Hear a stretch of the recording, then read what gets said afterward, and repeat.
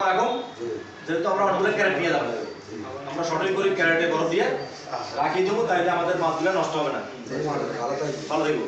সুবর্ণচর উপজেলায় মাছের আহরণোত্তর পরিচর্যা ও সংরক্ষণ পদ্ধতি বিষয়ক প্রশিক্ষণ কর্মশালা সফলভাবে সম্পন্ন হয়েছে।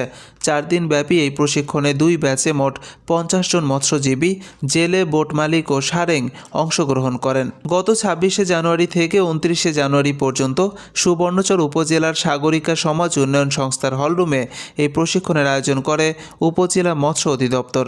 Sustainable coastal and marine fisheries প্রজেক্টের সহযোগিতায় আয়োজিত এই কর্মশালার উদ্বোধন করেন সিনিয়র সহকারী পরিচালক বিশ্বজিৎ বৈরাগী, উপপরিচালকের কার্যালয়, মৎস্য অধিদপ্তর, চট্টগ্রাম বিভাগ, কুমিল্লা।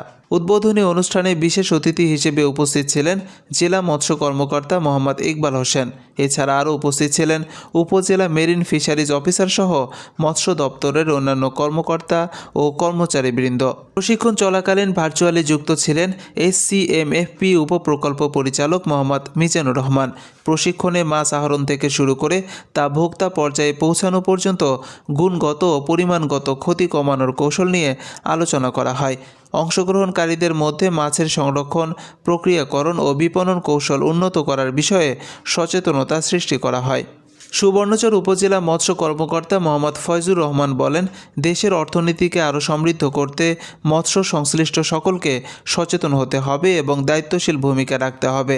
মাছ আহরণোত্তর ক্ষতি কমানোর মাধ্যমে উৎপাদন বৃদ্ধি ও গুণগত মান নিশ্চিত করাই আমাদের মূল লক্ষ্য। এই প্রশিক্ষণের মূল উদ্দেশ্য ছিল মাছের আহরণোত্তর গুণগত ও পরিমাণগত ক্ষতি হ্রাস করা, সংরক্ষণ ও প্রক্রিয়াকরণ প্রযুক্তি সম্পর্কে মৎস্যজীবীদের সচেতন করা এবং দেশের মৎস্য খাতকে আরও সমৃদ্ধ করা। 4 দিন ব্যাপী এই প্রশিক্ষণ কর্মশালায় অংশগ্রহণকারীরা অত্যন্ত আগ্রহের সঙ্গে অংশ নেন এবং তারা মাছের সঠিক সংরক্ষণ ও প্রক্রিয়াকরণ কৌশল সম্পর্কে নতুন ধারণা লাভ করেন।